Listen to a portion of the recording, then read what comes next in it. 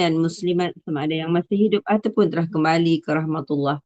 Al-Fatihah. أعوذ بالله من الشيطان الرجيم. بسم الله الرحمن الرحيم.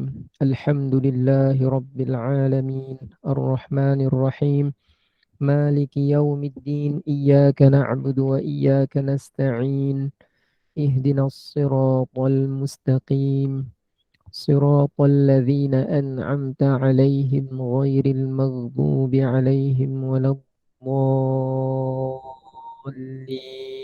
آمين.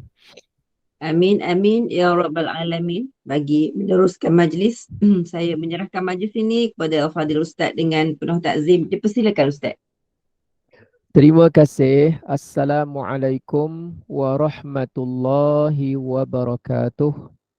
Bismillahirrahmanirrahim. Alhamdulillahilladzi hadana lihadza wa ma kunna linahtadiya laula an hadanallah. Wassalatu wassalamu ala habibina wa syafi'ina Rasulillah wa ala alihi wa sahbihi wa man walah.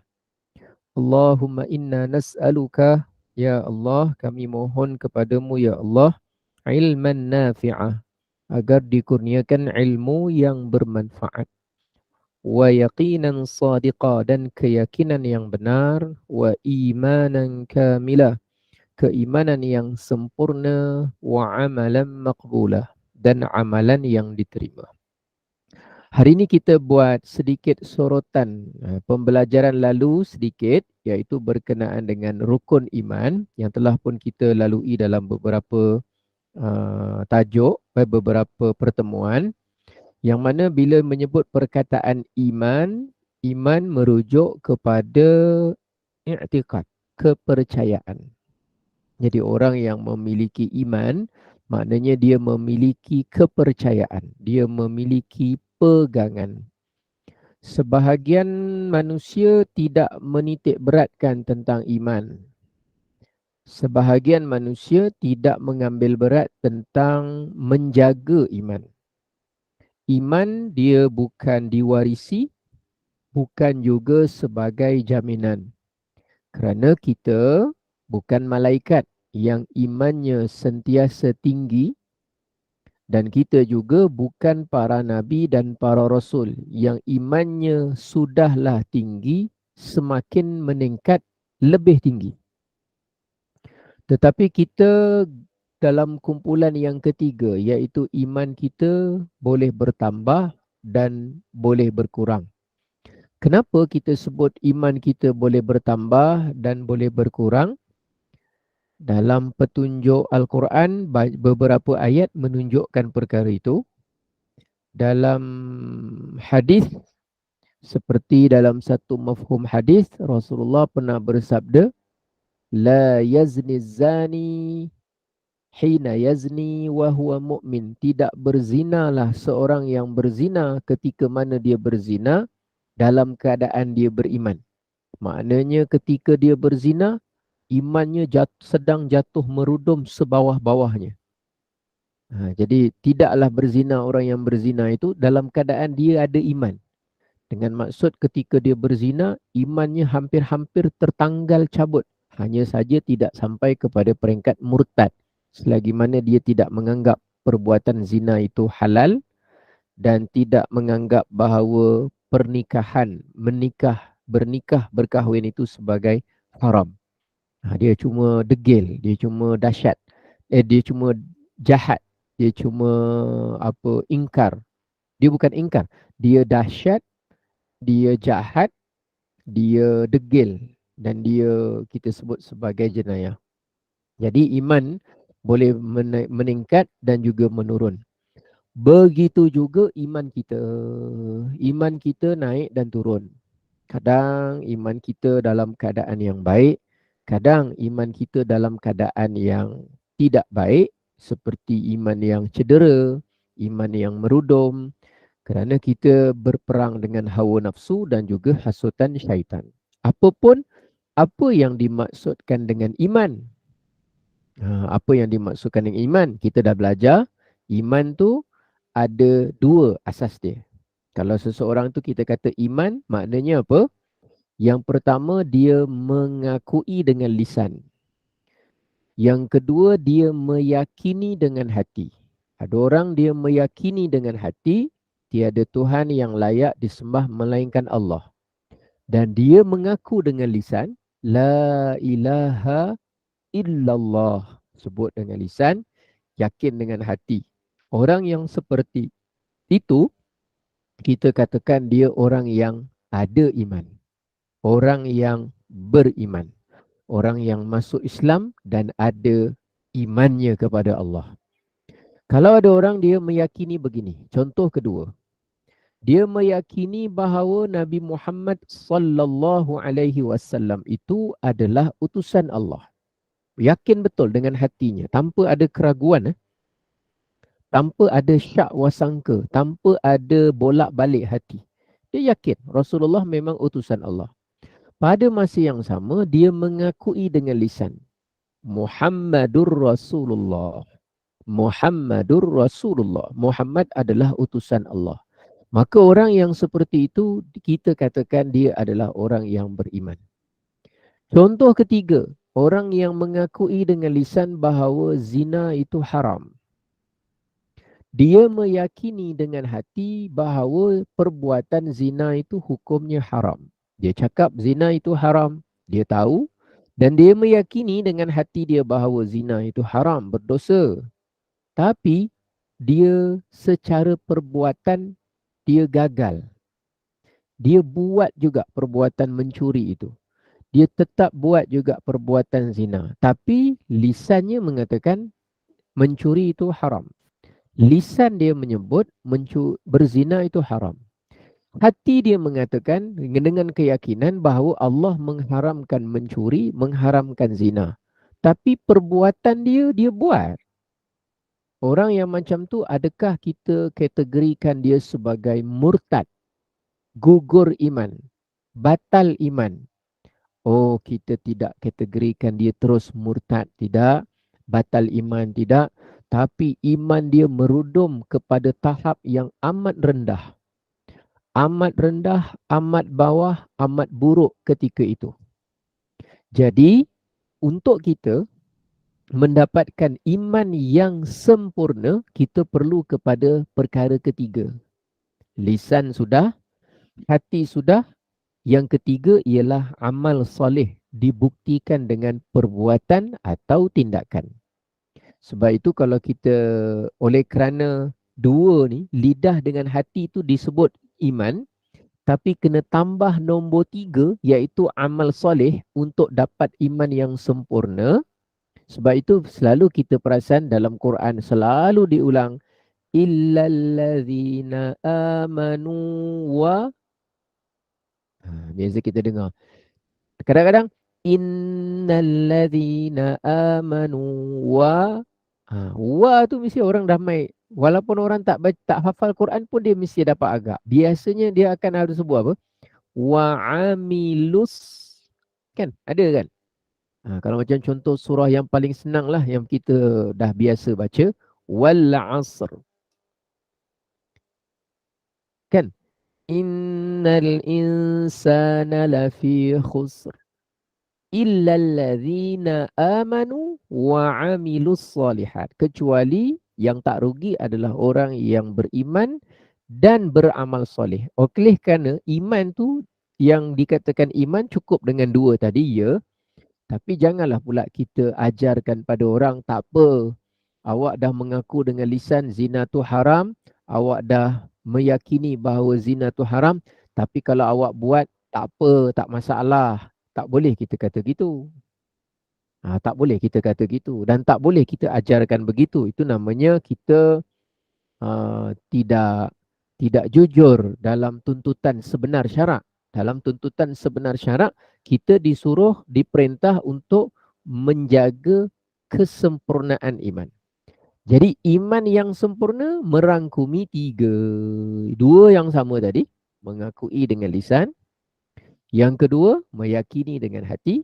Dan yang ketiga, mengamalkan, mengerjakan, bertindak dengan anggota. Anggota tu maknanya Kalau solat, dirikan. Kalau zakat, bayar. Kalau haji, pergi ke tanah suci.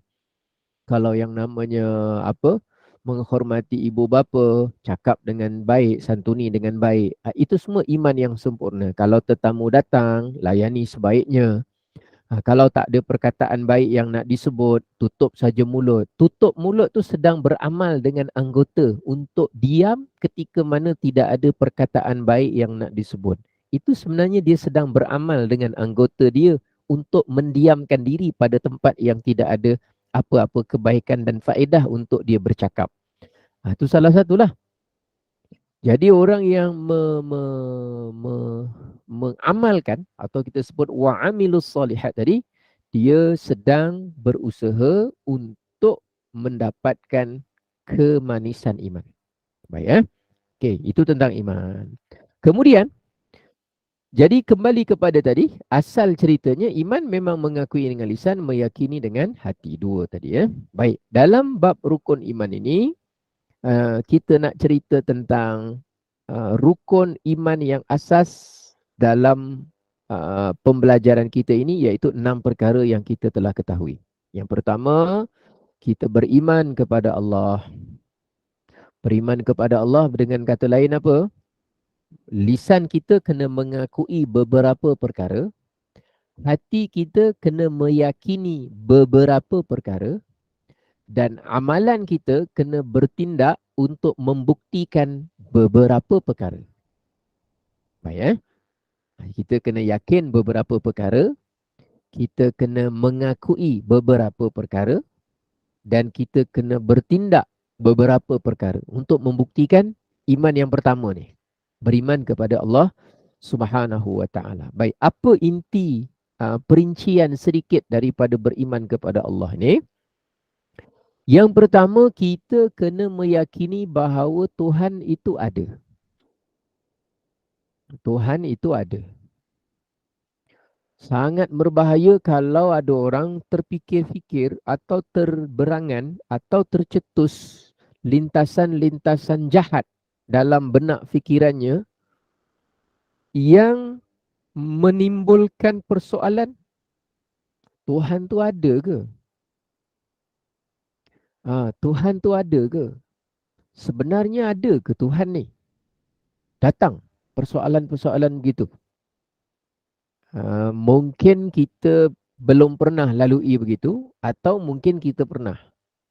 Tapi saya secara peribadi pernah jumpa orang-orang yang bersama latar belakang bangsa dengan saya, latar belakang bahasa dengan saya, tapi dia tertanya, dia tak menentang, cuma dia macam tercetus, Tuhan tu ada ke? Tuhan tu ada ke? Kemarin masuk bulan puasa, saya dipertemukan dengan pelajar-pelajar atau kita sebut anak-anak pelajar menengah, dikumpulkan dekat Masjid Mutiara Rini, dekat tempat sinilah, dekat Skudai sini, Mutiara Rini. Jadi dikumpulkan pelajar-pelajar tu, saya sebelum berbuka puasa kita buat sesi dialog sembang santai lah. Jadi saya open kepada semua remaja, nak tanya apa saja secara bebas. Nak tanya pasal kehidupan remaja ke, perempuan ke, lelaki ke, nak kahwin ke, nak apa ke, boleh tanya bebas. Bagi dia peluang, dia tanya. Baik. Salah satu soalan yang ditanya ialah, Ustaz, kita nanti bila dah mati di akhirat, kita boleh tak menjadi Tuhan? Soalan tu pelajar tu yang tanya, tak silap saya tingkatan 2 atau tingkatan 3. Boleh tak kita menjadi Tuhan? Rupa-rupanya bila kita berbual selepas daripada sesi tu, ini bukan pelajar mu'allaf, bukan, ataupun pelajar non-Muslim yang tanya, bukan. Tapi anak-anak kita yang dia tu latar belakang keluarganya secara keturunan adalah orang Islam, tapi dia tanya soalan tu. Saya suka dia tanya soalan tu, sebab daripada dia tanya orang lain, atau dia tanya internet, atau dia tanya syaitan, bisikan-bisikan tu datang kepada dia, merosakkan dia, lebih baik dia tanya kita pada ketika itu. Dan oleh kerana umur dia saya tak pasti, dia mungkin dah sikit lagi ataupun baru-baru saja mencapai umur akhir balik, maka perlu segera juga kita terangkan pada ketika itu. Itu satu soalan Belum soalan-soalan yang lain. Sesi tu saya ingat, saya pukul 6.30 gitulah. Ada satu NGO tu dia kumpulkan, dia kata, Ustaz boleh tak buat sharing? Saya kata saya tak nak sharing tentang puasa. Saya nak sharing tentang ketuhanan. Apa yang dia sembah, apa sebenarnya hidup dia, untuk apa dia hidup, kenapa dia datang sini. Kalau dia ada nikmat yang namanya begini, siapa yang bagi? Dia nak kena tanam. Cuba kita perhatikan, amat sedikit uh, apa program, masih sedikit lah, saya tak kata amat sedikit, masih sedikit program atau pengisian atau pendekatan kepada anak-anak muda remaja kita ini dalam memperkenalkan siapa Tuhan mereka. Kita tengok kelas memperkenalkan Quran tu bagus. Ada belajar Quran sebahagian tempat. Ada kelas membelajar tentang bab ibadat. Solat, dia belajar cara solat, belajar azan, pertandingan iqamat, ada. Kadang-kadang sempena Maulidur Rasul, sekolah ada. Ada pembelajaran baca Quran, saya perhatikan kalau kat Johor ni ada sekolah agama. Tapi sesi perbincangan, soal jawab, bimbingan lah. Bimbingan tentang siapa sebenarnya pencipta kita. Dari mana kita datang. Siapa Tuhan yang sebenarnya? Tuhan tu ada ke tak ada? Benda-benda macam tu kan. Saya tengok masih kurang, masih sedikit dalam pengamatan peribadi. Mungkin kat tempat lain dah banyak, saya tak tahu. Cuma sekeliling saya, jadi saya kata walaupun sesinya Ramadan, saya nak bincang tentang benda itu. Jadi datang soalan tu. Dia mula-mula takut nak tanya. Jadi tapi di dalam kita nak membincangkan, orang yang memandu kena dah ada jawapan yang putus lah. Jangan pula kita buat macam filem apa tu yang kontroversi tu, yang dia mencari Tuhan, bapak dia kata tak kisahlah dia nak, alah yang hari tu meletup sekejap, orang bantah tu cerita apa tu. Kalau bentuk yang macam tu, mentega terbang, macam itulah. Kalau bentuk dialog yang seperti itu, mungkin saya tak pernah tengok cerita tu sepenuhnya, tak tahu, dan saya pun tak nak komen sebab tak pernah tengok dan tak tahu apa tujuannya. Tapi kalau jawapan-jawapan yang dia dapat, bayangkan budak yang tengah tanya saya soalan tu, dia dapat jawapan dari filem itu. Kenapa filem itu dibuat? Kalau buat filem, selalunya saya akan fikir apa? Bayangkan kalau saya buat filem, saya buat drama, saya kena fikir apa? Saya kena fikir, saya punya pemikiran, saya punya pendapat peribadi saya taklah perlu tonton filem itu sepenuhnya. Tapi saya perlu ada satu perasaan dan anggapan bahawa filem dibuat untuk ditonton. Lebih ramai yang berpotensi menonton, maka lebih besar pendapatan saya. Lebih banyak yang akses di tempat-tempat yang saya tayangkan, lebih besar royalty yang akan saya dapat. Kalau saya jadi pembikin filem lah. Jadi untuk saya memastikan ramai yang dapat, konten dia, pengisian dia mesti benda yang memenuhi kehendak, keinginan, kemahuan dan selera penonton. Baik, kalau saya buat cerita yang orang pun tak berapa minat dan benda tu bukan persoalan orang, maka orang tak akan tonton. Baik, jadi apa-apa filem yang mendapat perhatian atau ada demand di sesuatu tempat, maka kita boleh agak apa sebenarnya yang ada dalam pemikiran orang yang berada di tempat itu. Apa demand yang ada? Rupanya orang mencari tentang persoalan ni rupanya. Tapi bila kita tidak menawarkan segera jawapan, cara penyampaian dan sebagainya, mungkin saja orang yang selama ni dia memendam dalam hati persoalan itu, dia akan cari jawapan lalu buku, lalu bacaan sendiri di internet, filem-filem dan akhirnya kalaulah jawapan tu jawapan yang tidak benar, akhirnya dia melihat bahawa kita boleh saja berpandangan bahawa Tuhan itu ada dan kita boleh sahaja berpandangan bahawa Tuhan itu mungkin sesekali dia tak ada. Dia boleh fikir macam tu. Padahal i'tikad yang seperti itu berbahaya. Satu detik meragui kewujudan Allah boleh menyebabkan gugur iman. Satu saat, satu ketika boleh dalam hati berkeyakinan bahawa Tuhan itu tidak ada, maka boleh menyebabkan seseorang itu terkeluar daripada agama Islam.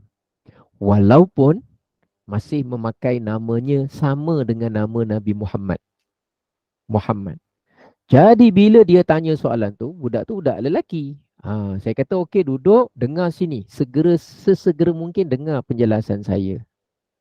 Yang pertama, saya katakan bahawa semua, semua yang ada, semua yang ada di alam ini, semuanya adalah makhluk Allah. Semuanya adalah makhluk Allah. Baik, apa makna makhluk Allah? Makhluk Allah ialah apa-apa sahaja selain dari Allah. Kita sebut dia makhluk Allah. Jadi saya tanya dia, masa tu dekat masjid kan, tika ni makhluk Allah tak? Makhluk Allah. Ada kata bukan. Habis saya tanya kalau bukan apa? Contohnya makhluk Allah. Makhluk Allah contohnya kita lah manusia. Oh, maknanya dia fikir makhluk Allah tu benda hidup. Maknanya manusia, kambing, gajah, makhluk Allah. Tapi kalau tika, sejadah, dia tak panggil makhluk Allah. Sebab dia fikir benda ni buat kat kilang. Buat kat kilang. Saya cakap kan, dia buat dekat kilang ke, dia buat dekat dalam rahim manusia ke, dalam perut mak ke, tak kira dia buat dekat mana kedudukan dan tempat dia, apa-apa sahaja selain daripada Allah, dia adalah makhluk Allah. Kemudian lepas dah tanya benda objek yang nampak, saya tanya benda yang tak nampak pula. Contohnya, bintang, makhluk Allah tak? Makhluk Allah. Planet, makhluk Allah tak? Makhluk Allah. Benda yang tak nampak. Syurga, benda tak nampak. Makhluk Allah tak? Makhluk Allah. Neraka juga makhluk Allah. Okey, baik. Sekarang saya cerita benda yang tak nampak, tapi akan boleh nampak nanti di akhirat. Dengan benda yang memang kita tak nampak. Niat makhluk Allah tak? Dipikir sekejap. Niat tu Allah ke bukan? Bukan. Apa-apa bukan Allah selain daripada Allah, dia makhluk Allah. Niat makhluk Allah. Lintasan hati makhluk Allah. Idea makhluk Allah. Degupan jantung makhluk Allah. Bunyi makhluk Allah. Suara makhluk.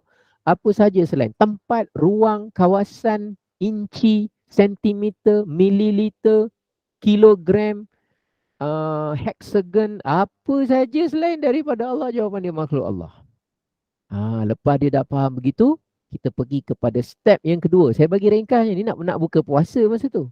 Perkara kedua yang kita faham ialah segala makhluk ini tidak memiliki sifat Tuhan, dan Tuhan yang kita sembah, Allah, tidak memiliki mana-mana sifat makhluk. Jadi makhluk tidak boleh bersifat dengan sifat Tuhan. Tuhan juga tidak bersifat dengan sifat makhluk. Dengan erti kata lain, makhluk tak akan bertukar menjadi Tuhan. Tuhan tak akan bertukar menjadi makhluk. Tahu tak kenapa dia tercetus tanya soalan tu? Dia tanya soalan tu sebab dia sebenarnya berfikir gini. Ada orang sembah batu, jadi batu boleh jadi Tuhan. Faham tak? Ada orang sembah kayu, jadi kayu boleh jadi Tuhan. Ada orang sembah matahari, jadi matahari boleh jadi Tuhan. Boleh jadi Tuhan tu maknanya bukan betul-betul jadi Tuhan. Bukan. Dia nak maksudkan benda tu boleh disembah. Boleh tak terjadi satu keadaan, satu-satu benda tu disembah, termasuk saya. Jadi dia kata boleh tak kita jadi Tuhan, bukan dia nak memaksudkan dia tu bertukar jadi Tuhan ataupun bersifat dengan sifat Tuhan, tak. Tapi dia lebih kepada masa saya tengok, dia nak tanya sebenarnya, adakah ada kebarangkalian kita juga disembah satu ketika nanti. Jadi saya kena terangkan step yang ketiga, apa-apa pun yang disembah selain daripada Allah, batu ke, kayu ke, kita ke, kuih ke, matahari ke, apa-apa yang disembah selain daripada Allah, tidak mengubah status makhluk itu daripada makhluk menjadi Tuhan, tak akan ubah. Hanya saja penyembah kepada makhluk itu dikira sebagai orang yang telah syirik dan kufur kepada Allah. Itu 3 step tu. Boleh faham ke cerita saya ni? Rupanya budak-budak sekarang tingkatan 3, 4 dah fikir macam tu, Ustaz. Itulah yang saya provoke tanya soalan tu. Soalan dia simple je, saya nak cuba jawab dalam 5-6 minit, simple lah sebab masa tu nak dekat buka puasa kan. Paling kurang, kalaupun dia belum cukup faham apa yang saya terangkan, saya cuba terangkan dalam bahasa yang paling simple lah. Contoh gajah, contoh tadi saya buat contoh tikar, benda yang dia dah pernah nampak dan ada dia duduk atas tikar. Tujuan dia supaya dia tak payah fikir. Lepas tu kalau planet, budak setakat sekolah menengah dah dengar planet. Planet paling diingat contoh planet Marikh, Pluto yang orang biasa sebut. Jadi kita pun sebut benda yang mudah, cepat tangkap. Maknanya budak yang kalau dia tak berapa bijak ataupun tak berapa akademik sangat pencapaian pelajaran dia pun, sekurang-kurangnya dia faham, oh makhluk mana boleh jadi Tuhan. Tuhan mana ada bersifat dengan sifat makhluk. Paling kurang dia dapat satu kesimpulan begitu. Paling kurang lah. Dan satu-satunya Tuhan yang layak disembah hanya Allah. Apa-apa selain Allah yang disembah, tetap dia tidak akan bertukar atau menjadi Tuhan. Yang penyembah yang menganggap dia Tuhan itulah yang dikira sebagai berdosa dan salah. Macam itulah. Jadi daripada beriman kepada Allah tu, kalaulah kata kita hanya terhenti mengajar seorang budak darjat 6 dengan hafal rukun iman, tapi perkembangan otak dia yang banyak bertanya macam-macam hasil daripada dia baca internet ke apa. Ketika dia tingkatan 3, tingkatan 4 macam yang si penanya tadi, kalaulah kita tak selesaikan dia jawapan tu sesegera mungkin ketika itu, saya ada sedikit bimbang. Kalau dia masuk tingkatan 5, masuk college sambung belajar, mula elemen lain masuk ke dalam pemikiran dia. Dia rasa kalau saya buat begini, Tuhan mesti tak tahu. Sampai saya buat, barulah Tuhan tahu saya buat. Ketika itu dah rosak iman dia. Ataupun dia rasakan bahawa ada perkara selain daripada Allah yang mana dia bukan makhluk Allah. Dia terjadi sendirinya. Ketika itu berbahaya. Dia kata sebenarnya alam ini bermula daripada satu gas yang terjadi sendirinya. Ketika itu berbahaya. Sebab dia beriktikad ada sesuatu selain dari Allah yang dia wujud tanpa diciptakan oleh Allah. Dia wujud sendirinya. Bila wujud sendirinya itu, maknanya dia cuba menyamakan makhluk itu dengan Allah. Nanti terjerumus dia kepada perbuatan ataupun kita sebut i'tikad, pegangan yang syirik. Sekalipun dia tak pernah sembah patung, sekalipun dia mungkin tak melakukan perkara tahyul, sekalipun dia tidak melakukan pemujaan dan penyembahan kubur, tapi dia boleh juga terjerumus kepada perbuatan kufur dan syirik kalau dia beriktikad, berpegang bahawa ada sesuatu selain daripada Allah yang wujud sendirinya tanpa diciptakan oleh Allah Subhanahu Wa Taala. Sebab tu kita tanam ni perkara nombor 1 ni. Tuhan ada wujud. Namanya Allah Subhanahu Wa Taala. Kita sebut Tuhan yang kita sembah adalah Allah. Sebab tu perkataan Allah tidak adalah perkataan mulia, tetapi kita tidak boleh menamakan orang dengan nama itu. Kalau nak menamakan manusia dengan nama itu, mesti ditambah perkataan depannya abdun, hamba. Abdullah, hamba Allah. Khairullah, kebaikan Allah. Ataupun kita sebut, biasa orang nama apa? Khairullah, kebaikan-kebaikan dari Allah. Ataupun orang sebut apa? Fadlullah. Pernah dengar? Orang nama Fadlullah, kurniaan daripada Allah. Lagi orang apa? Ada orang nama Allah, Allah depan. Bukan depan, maknanya nama dia ada perkataan Allah, tapi sebelumnya ada perkataan lain. Abdullah. Ataupun Asadullah, gelaran. Singa Allah. Singa Allah tu maknanya orang yang berperanan menggarang,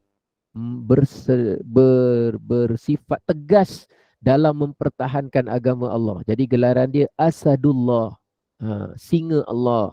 Dulu ada sebahagian sahabat digelar dengan gelaran, ada orang digelar Saifullah. Pernah dengar tak? Saifullah. Pernah? Saifullah. Saif tu maknanya pedang. Pernah dengar? Saifullah, pedang Allah. Ataupun ada orang nama dia lebih kurang macam tu lah. Yang penting kita tahu makna dia dan apa dia punya tu. Tapi kalau ada orang tu kita bagi nama anak, ada orang kita bagi nama anak tu, kita bagi nama anak tu Allah, tak boleh. Hukum dia berdosa. Nanti orang panggil dia siapa? Allah mana Allah? Allah ada kat depan tengah main-main. Tak boleh. Kena dibetulkan, tak boleh. Tapi kalau nama dia Asadullah, Saifullah, Habibullah, ada orang nama Khalilullah. Khalilullah asalnya gelaran untuk Nabi Ibrahim. Orang yang sangat dikasihi oleh Allah Subhanahu Wa Taala dengan kasih sayang yang amat tinggi. Jadi dia panggil Khalilullah. Kalau macam Nabi Musa, gelaran dia Kalimullah. Orang yang Allah berbicara dengannya. Itu semua boleh, tak masalah. Tapi tak bolehlah bagi nama atau gelaran seseorang itu Allah. Ataupun kita kata dialah Allah. Kita nak bagi nama baik, kita bagi nama baik orang tu dengan nama Allah. Tak boleh. Kerana Allah itu adalah kata nama khas. Tiada Tuhan yang layak disembah melainkan dia.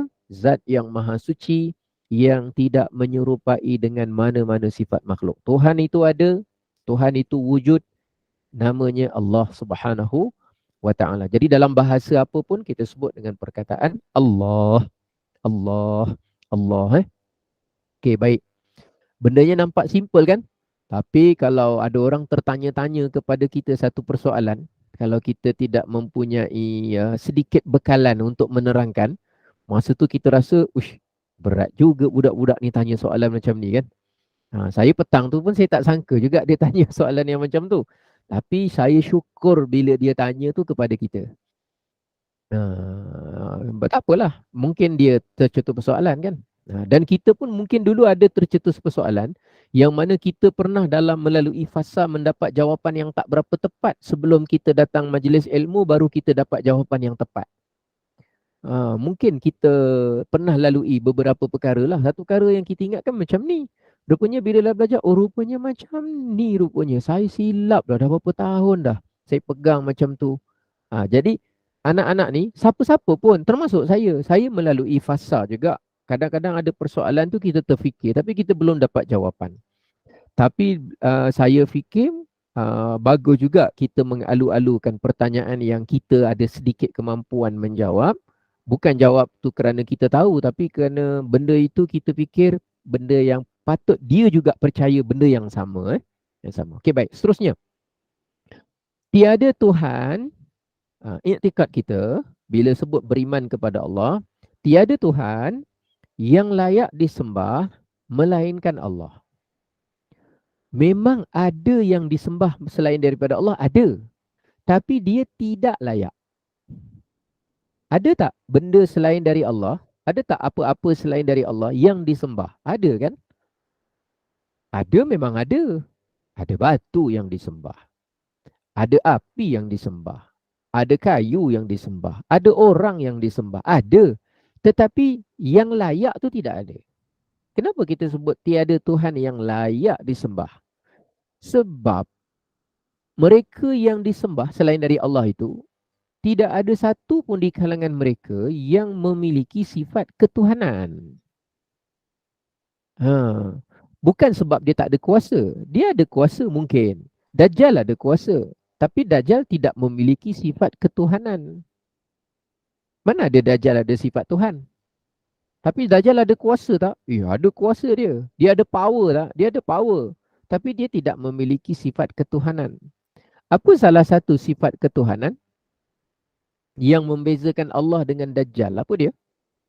Salah satu daripadanya ialah Allah wujud tanpa permulaan. Dajjal wujud ada permulaan. Allah wujud tanpa pengakhiran. Dajjal ada pengakhiran. Dia akan mati. Dia akan dibunuh oleh siapa? Siapa akan bunuh Dajjal dalam hadis? Nabi Musa. Siapa yang nanti akan bunuh Dajjal? Dajjal nanti akan dibunuh kan? Nabi Isa. Nanti dia akan dibunuh kan? Nabi Isa. Nanti dia akan dibunuh. Jadi Dajjal akan mati. Kemudian Dajjal, apa lagi sifat ketuhanan? Tuhan yang layak disembah ialah Tuhan yang tidak memiliki rupa, bentuk, saiz, ukuran. Dajjal ada bentuk, ada mata, matanya sebelah mamsuh, dalam keadaan dia buta sebelah, ada bentuk dia, ada rupa dia. Jadi benda yang ada bentuk, ada rupa, maknanya dia bukan Tuhan, dia tak ada sifat Tuhan. Walaupun dia tunjuk dia punya power, walaupun, kenapa Dajjal punya hebat punya kuasa yang dia ada, dia macam mana pun dia tidak lebih hebat daripada mukjizat. Mukjizat yang Allah kurniakan kepada seorang Nabi, hakikatnya jauh lebih hebat dan mulia berbanding kuasa yang Allah pinjamkan kepada Dajjal itu. Kalaulah mukjizat yang dimiliki oleh seorang Nabi pun kita tidak katakan itu tanda ketuhanan. Contohnya Nabi Isa boleh menghidupkan orang mati. Kita tak kata itu tanda-tanda bahawa Nabi Isa itu Tuhan. Kan kita tak ada. Kita kata itu mukjizat. Menunjukkan kenabian. Kalau Nabi Muhammad boleh bercakap-cakap dengan binatang. Atau Nabi Muhammad boleh belah bulan. Kita tak cakap itu adalah kuasa menunjukkan Nabi Muhammad itu adalah Tuhan. Kita tak cakap. Padahal itu kira hebat tu. Boleh belah bulan tu. Hebat bulan. Sebab kita tahu bahawa apa yang dianugerahkan Allah kepada Nabi namanya mukjizat. Tapi itu bukan tanda-tanda ketuhanan. Dan sifat ketuhanan tu bukan itu. Dan kita tahu juga kuasa yang Dajjal miliki, yang boleh hidupkan orang, boleh potong badan orang, cantum hidupkan semula, boleh perah awan, boleh keluarkan tumbuh-tumbuhan. Kita tahu juga bahawa itu boleh saja dilakukan kalau Allah berikan kurniaannya kepada seseorang, sama ada jalan baik, mukjizat, ataupun jalan buruk, namanya sihir ataupun apa yang Allah beri kepada Dajjal. Tetapi tidak mengubah pendirian kita untuk mengatakan bahawa Dajjal itu memiliki sifat ketuhanan. Tak ada. Kenapa?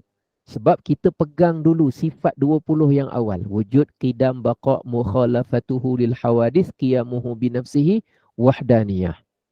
Iaitu Tuhan yang layak disembah, Tuhan yang tiada permulaan. Wahai Dajjal, kamu ada permulaan.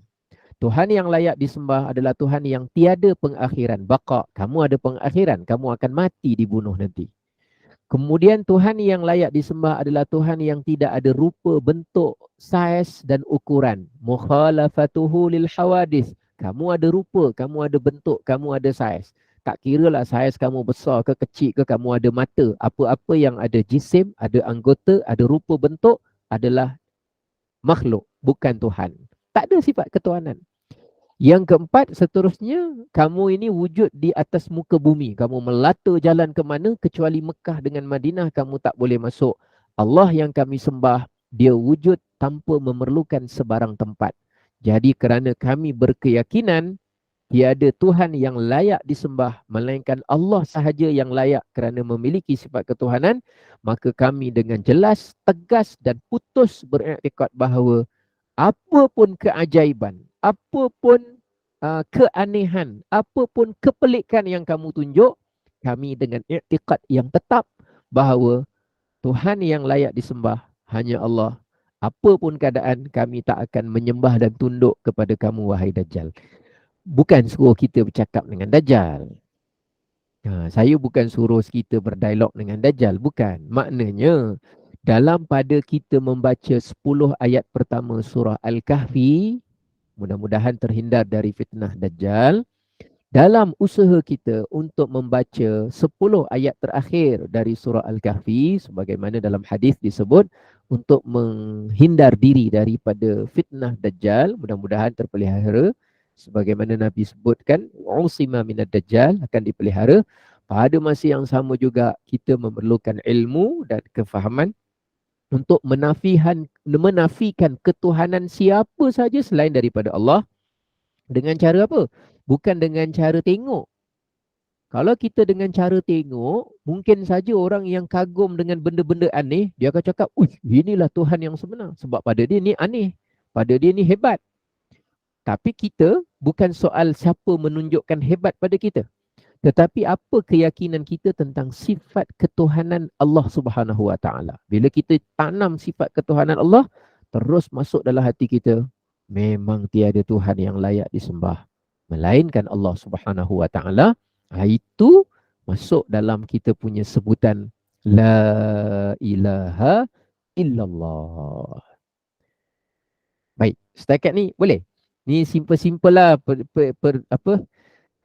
anggap je lah sembang-sembang ziarah raya. Sebab belum anggap je lah sembang-sembang petang ziarah hari raya. Okey, baik.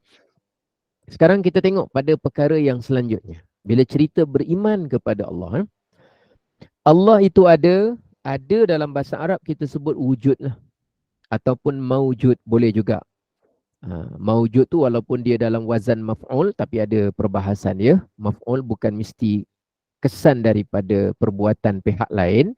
Seperti kalimah ma'bud disembah. Allah itu ma'bud disembah sekalipun tidak ada sesiapa pun yang menyembah Allah, maka tetap juga boleh disebut sebagai ma'bud. Itu ada perbahasan bahasa Arab tapi tidak salah. Kita boleh sebut Allah maujud ataupun kita boleh sebut dalam bahasa Melayu Allah wujud. Ada. Pegang dalam hati kita Allah wujud.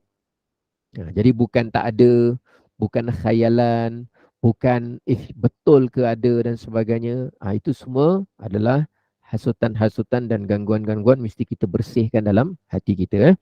Kalaupun kita belum dapat pertolongan, belum sampai pertolongan kepada kita ketika kita susah, ketika kita sempit, ketika kita sakit, ketika kita kesulitan, ketika kita keperitan, ketika kita terhimpit, maka jangan sampai ada bisikan mengatakan, kau tengok betul ke Allah ada? Sampai sekarang Allah tak datang tolong. Ataupun sampai sekarang pertolongan Allah tak sampai. Betul ke Allah ada? Hati-hati dari bisikan yang seumpama itu. Terutama kalau kita menjelang. Kita ni semakin lama semakin dekat dengan umur akhir kita.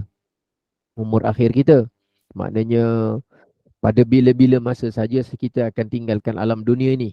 Yang paling kita bimbang ketika kita sangat sakit di sakaratul maut tu, datang bisikan-bisikan jahat yang meragu-ragukan kita tentang kewujudan Allah.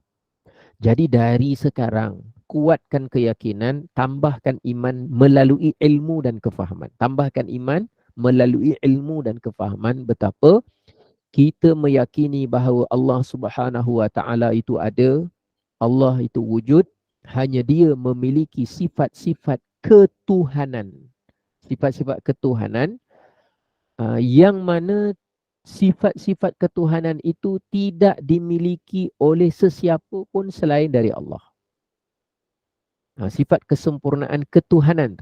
Kalau saya sebutkan Allah tu sempurna, orang juga menggunakan perkataan sempurna pada Nabi Muhammad. Nabi Muhammad adalah manusia yang sempurna. Insanun kamil. Insan yang sempurna. Tapi sempurna pada perkataan Muhammad, sempurnanya Nabi Muhammad tu dari sudut kesempurnaan seorang manusia dan seorang Rasul. Dia memang sangat sempurna. Kita memaksudkan juga bila kita sebut Allah Maha Sempurna dengan makna Allah itu Maha Sempurna dengan sifat ketuhanannya. Jadi kalau saya gunakan kalimah sempurna, boleh juga. Tapi saya bimbang. Orang yang anak-anak generasi akan datang ni, bila dia dengar sempurnanya, maknanya dia fikir cukup anggota, cukup makan, cukup keperluan. Dia fikir macam makhluk punya sifat. Jadi cara nak, kalau dalam chess tu kita nak checkmate dia terus, checkmate nama dia. Kita nak terus checkmate dia terus, ialah kita terus je cakap, hanya Allah memiliki sifat ketuhanan atau kesempurnaan ketuhanan. Ketuhanan tu yang kena sebut. Dan makhluk tidak memiliki sebarang sifat ketuhanan. Sekalipun kita sebut dia manusia sempurna yang tidak memiliki sifat ketuhanan. Nabi Muhammad manusia sempurna, manusia yang amat sempurna yang tidak memiliki sifat ketuhanan. Macam itulah. Bukan merendahkan Nabi Muhammad, bukan. Supaya mereka terus tangkap satu kefahaman bahawa Allah ada, Allah wujud dan tidak ada sesiapa pun yang layak disembah melainkan Allah, dan Allah tidak bersifat dengan mana-mana sifat makhluk, dan makhluk tidak ada, yang namanya makhluk ialah apa-apa sahaja selain dari Allah, dan apa-apa yang selain daripada Allah tidak memiliki mana-mana kesamaan dengan mana-mana sifat Allah Subhanahu Wa Taala. Langsung tak ada. Jadi bila dia dah faham gitu, tapi masa yang petang tu saya tak adalah cerita macam detail macam ni sebab kita perlu 2-3 minit je untuk anak tu faham.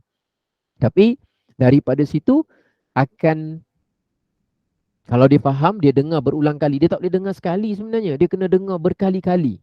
Nanti sampai kepada satu kefahaman dan keyakinan yang mana dengan keyakinan tersebut, dia tak akan tanya lagi soalan, boleh tak satu orang tu jadi Tuhan? Dia tak akan tanya soalan tu. Sebab bila dia tanya soalan tu bukan tak bagus. Itu menunjukkan bahawa ada banyak benda basic dan asas yang dia belum faham. Betul tak? Soalan dia tu bukan jahat, bukan tak bagus. Bagus.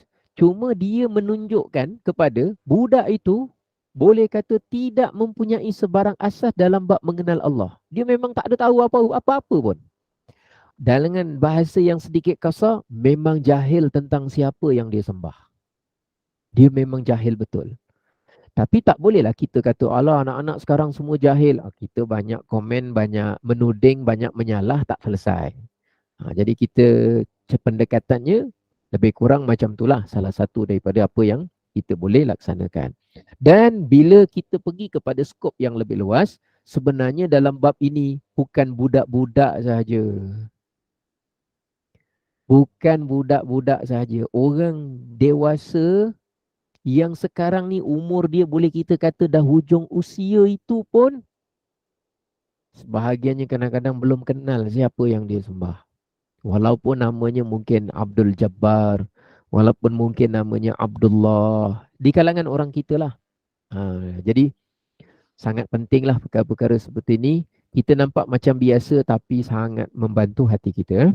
Baik, kemudian kita kena berpegang dengan fakta ataupun dengan i'tikad pegangan bahawa makhluk itu wujud bukan sendirinya.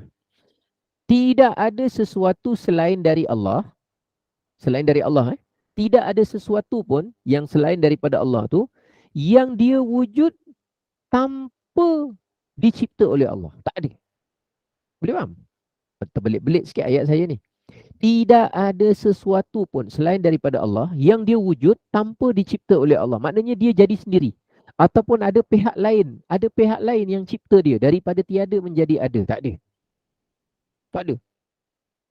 Sebab tu saya tekankan tadi, benda tak nampak. Idea ke, fikiran ke, lintasan hati ke, niat ke, ataupun kita sebut sifat dendam ke, sifat ujub ke, sifat riak tu makhluk ke bukan? Sifat riak tu makhluk ke bukan? Makhluk. Silaturrahim makhluk ke bukan?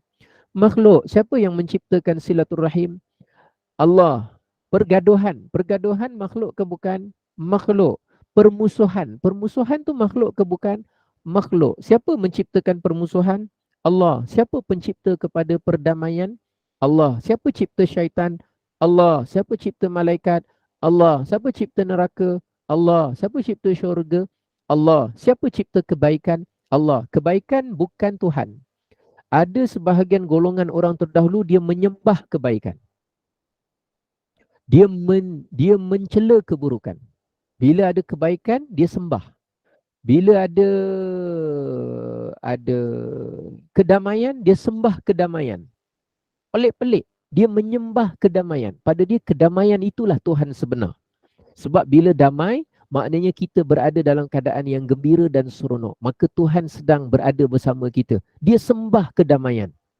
Kita dah cakap, apa-apa selain dari Allah, dia makhluk.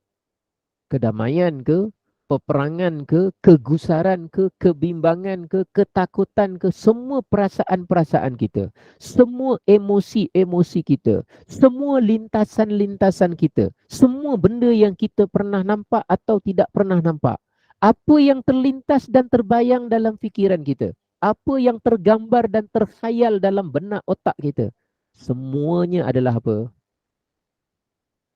Semua adalah makhluk. Dia adalah ciptaan Allah. Itu kena pegang. Jadi lepas ni jangan kalau saya minta contoh makhluk. Apa contoh makhluk? Gajah. Gajah okeylah. Apa contoh makhluk? Kedamaian. Jadi bila nampak, kedamaian makhluk? Betul. Apa-apa selain daripada Allah, semuanya makhluk Allah. Macam orang contoh kan, apa contoh fardu kifayah? Janganlah menyembahyang, menyelenggara menyiapkan jenazah. Apa contoh fardu kifayah? Belajar tajwid. Belajar nama tajwid, bukan belajar tajwid. Belajar nama tajwid. Belajar mat asli nama mat. Belajar nama-nama tu fardu kifayah, bukan fardu ain. Baca Quran secara bertajwid fardu ain. Memang kena baca dengan betul lah. Setiap orang kena baca dengan betul. Tapi mengingat nama, belajar nama-nama tajwid fardu kifayah. Apa contoh fardu kifayah yang lain? Contohlah perkara yang lain lah. Contohnya solat berjemaah fardu kifayah. Solat wajib tapi kita laksana berjemaah fardu kifayah. Baik. Makhluk wujud kerana dia diwujudkan oleh Allah. Maknanya Allah yang cipta. Jadi kalau kita jangan sampai terikut dengan sebahagian orang yang tidak beriman. Dia menganggap bahawa benda baik Allah cipta, benda jahat kita tak boleh cakap Allah cipta benda jahat. Jangan ikut orang cakap macam tu. Bahaya tau. Nampak macam best. Nampak macam adab sopan. Tak boleh. Ada orang dianggap itu adab. Tak boleh. Adab tak boleh melanggar akidah. Mana boleh? Contoh gini, orang yang kelihatan beradab. Saya tengok, hati-hati. Dia kata, kita ni contoh lakonan sekejap. Kita tak boleh kata syaitan tu dicipta oleh Allah. Syaitan kan jahat. Mana boleh kita katakan Allah cipta benda-benda jahat? Orang yang tak ada i'tikad, betul juga. Takkan kita nak cakap syaitan tu dicipta oleh Allah. Lalu orang tu mengajar lagi, kita tak boleh cakap neraka ni dicipta oleh Allah. Neraka ni tempat ahli maksiat, tempat orang dosa. Allah benci kepada ahli neraka. Allah murka, Allah tak suka. Jadi kita tak boleh kata neraka Allah ciptakan. Kita orang yang tak ada belajar, betul juga. Kita tak boleh kata babi tu Allah cipta. Babi tu kan najis. Babi tu kan najis mughallazah. Dia tu najis, dia tu kotor, tak boleh dimakan. Kalau disentuh kena ni. Kita tak boleh kata Allah tu yang mencipta babi. Betul juga Yang cakap betul juga tu, bahaya. Sebab dia guna logik. Ini bahaya seperti orang yang menyembah, dia kata, Tuhan ada dua. Tuhan ni baik, ada Tuhan jahat. Ada dewa baik, ada dewa jahat. Ada dewa siang, ada dewa malaikat. Ada dewa siang, ada dewa malam. Ada dewa malaikat, ada dewa syaitan. Bila nak kebaikan, minta dewa malaikat. Bila nak elak keburukan, minta perlindungan dengan dewa syaitan. Tak boleh. Benda ni semua akan rosak jahanam akidah. Jadi kita punya keyakinan putus. Putus tu maknanya dengan keyakinan yang kuat. Semua makhluk tanpa kecuali, baik buruk, baik yang jahat, baik kufur, baik iman. Iman tu Tuhan ke makhluk? Dia makhluk, dia bukan Tuhan. Kekufuran tu makhluk ke Tuhan? Dia bukan Tuhan, dia makhluk. Kekufuran itu makhluk, keimanan pun makhluk. Siapa cipta kekufuran? Allah. Siapa cipta keimanan? Allah. Siapa cipta hidayah? Allah. Siapa cipta kesesatan? Allah. Allah berikan hidayah pada siapa yang Allah nak beri. Allah berikan kesesatan kepada sesiapa yang Allah sesatkan. Allah cipta sehat tu makhluk ke Tuhan? Makhluk. Sakit, menderita, itu makhluk ke Tuhan? Bukan orang yang sakit. Orang yang sakit memang makhluk kan? Makhluk Allah. Yang penyakit tu, sakit itu sendiri makhluk ke bukan? Makhluk. Siapa cipta sakit jantung? Allah. Siapa cipta sakit buah pinggang? Allah. Siapa cipta sakit kencing manis? Allah. Siapa cipta sehat? Allah. Siapa cipta segar? Allah. Siapa cipta cergas? Allah. Jadi cergas tu Tuhan ke makhluk? Cergas tu makhluk. Sehat tu makhluk. Kuat tu makhluk. Yang namanya sakit pun makhluk. Sakit kencing manis pun makhluk. Menggigil pun makhluk. Semua makhluk. Jadi keyakinan kita ialah Allah mencipta semuanya, dan semua apa-apa selain daripada Allah, semuanya wujud kerana dia dicipta, diwujudkan oleh Allah daripada tiada kepada ada. Sebelum semua makhluk diciptakan, tidak ada sakit. Tidak ada sihat. Sebab tu kita tak boleh kata Allah tu sakit. Tak boleh. Sakit sifat siapa? Makhluk. Siapa cipta dia? Allah. Dan kita tak boleh kata hari ni Allah sihat tak? Tak boleh kata. Ya Allah, sihatkanlah kami. Boleh. Ya Allah, semoga engkau sihat. Mana boleh cakap macam tu? Sebab sihat sifat siapa?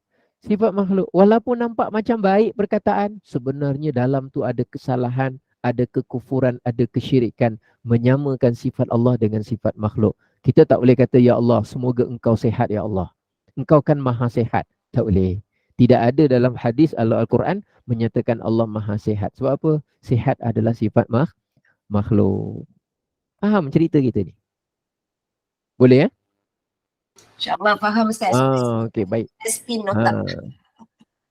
Jadi daripada situ, bila kita dah pegang kuat-kuat dekat situ, barulah nanti kita akan bergerak. Nanti dalam bab qada dan qadar bawah nanti, macam mana kita nak faham? Kalau kita sebut apa yang baik itu datang dari Allah, yang buruk, lemah, silap, salah tu datang dari saya. Macam mana pula kita nak faham benda itu? Itu dia kena step by step. Saya tahu tu, mesti ada terfikir pasal tu. Tapi itu nombor 6 nanti. Beriman kepada qada dan qadar. Kita sekarang pergi rukun iman yang pertama ni. Mudah-mudahan apa yang kita kongsikan pada petang ini bermanfaat. Mudah-mudahan ada kebaikannya. Dan insya-Allah saya cuba juga dengan pendekatan Selasa petang ni, kita guna bahasa yang simple-simple, tidak terlalu bersifat kekitaban sangat. Walaupun kitab tu sangat induk dan perlu, tapi kita cuba murnikan atau lembutkan dengan bahasa yang lebih santai dan mudah. Mudah-mudahan kita dapat faham 2-3 perkara yang boleh menguatkan pegangan, keyakinan dan pemahaman kita sedikit demi sedikit, perlahan-lahan. Nanti kita akan belajar perlahan-lahan. Kita akan lihat dalam kehidupan kita ni, sebenarnya rukun iman tu sangat mengikat hati kita untuk jadi seorang yang beriman lah. Seronok sebenarnya jadi orang beriman ni. Sebenarnya seronok jadi orang beriman ni bukan maknanya IC Islam ataupun ada surat beranak mengakui keislaman kita. Itu satu teknikal. Tapi kita ada rasa nikmat iman. Betul lah, iman tu ada lazat. Saya tak tahu macam mana kalau orang-orang soleh yang jauh lebih kuat imannya daripada kita, dia rasa nikmat iman tu macam mana. Saya tak tahulah harganya macam mana. Rasulullah pernah bersebut, orang yang merasai 3 perkara ni, dia merasai halawatal iman, kemanisan iman. Nabi sendiri panggil iman tu manis. Jadi kita biasa rasa manis di lidah, tapi orang soleh terdahulu, walaupun manis di lidah tu mereka tak rasa banyak kerana makan mereka tu tak banyak, tapi mereka dapat terus rasa manis di dalam hati. Macam mana agaknya, wallahu a'lam. Jadi insya-Allah kita akan usahakan kita kongsi dalam sesi-sesi yang lain lanjutan daripada perkara ini. Mudah-mudahan manfaat, mudah-mudahan barakah. Terima kasih, jazakumullah. Mudah-mudahan sembang santai pada petang ini ada kebaikannya, ada manfaatnya, memberi motivasi hati kepada kita, mengukuhkan dan meningkatkan kekuatan iman dan kepercayaan kita, dan dia akan memberi satu suntikan yang sedikit khusus dan berbeza dalam hal kita memantapkan kepercayaan kita. Jazakumullah, terima kasih banyak. Mohon maaf dan saya serahkan semula kepada pengacara kerana saya ada urusan sikit selepas ini. Jazakumullah, silakan. Alhamdulillah. Syukur pada Allah, kuliah Ansar kita hari ini berjalan lancar dengan tajuk rukun iman yang telah dijelaskan dengan terperinci oleh Ustaz. Moga kita manfaatkan ilmu ini untuk menyediakan jawapan kepada anak cucu kita, sahabat kita, keluarga kita dan masyarakat sekeliling kita. Tuhan itu hanya satu, Tuhan itu Allah. Selain daripada itu adalah makhluk. Tidak Tuhan yang layak kita sembah melainkan Allah. Moga semua keturunan kita di bawah lindungan dan rahmat Allah. Alhamdulillah. Terima kasih Ustaz. Terima kasih semua jemaah. Saya mewakili Gubernur Iman mohon maaf andai ada sebarang kekurangan dalam majlis ini. Segala yang baik itu daripada Allah dan yang buruk itu adalah daripada kami sendiri. Bagi mengakhiri majlis, mohon Ustaz bacakan tasbih kafarah dan surah Al-As dan saya akhiri dengan wabillahi taufiq wal hidayah. Wassalamualaikum warahmatullahi wabarakatuh. Silakan Ustaz. Assalamualaikum warahmatullahi wabarakatuh. Wa bihamdika asyhadu an la ilaha illa anta astaghfiruka wa atubu ilaik. Bismillahirrahmanirrahim. Wal 'asr innal insana lafi khusr إلا الذين آمنوا وعملوا الصالحات وتواصوا بالحق وتواصوا بالصبر. صدق الله العظيم. Terima kasih.